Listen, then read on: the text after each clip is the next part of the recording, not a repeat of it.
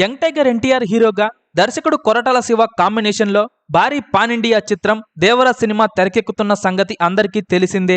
ఈ చిత్రంలో జాహ్నవి కపూర్ హీరోయిన్ గా నటిస్తుండగా బాలీవుడ్ స్టార్ నటుడు సైఫ్ అలీ ఖాన్ విలన్ గా నటిస్తున్నారు.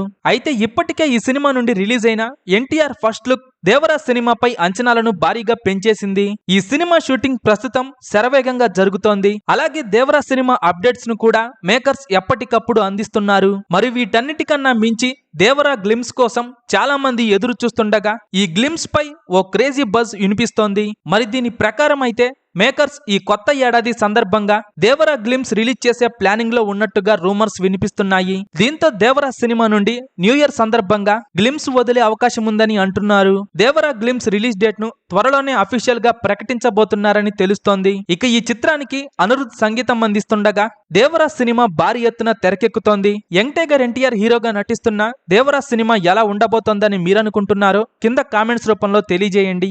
వీడియో మీకు నచ్చితే లైక్ చేయండి, అందరికీ షేర్ చేయండి, కానీ సబ్స్క్రైబ్ చేయడం మాత్రం మర్చిపోకండి.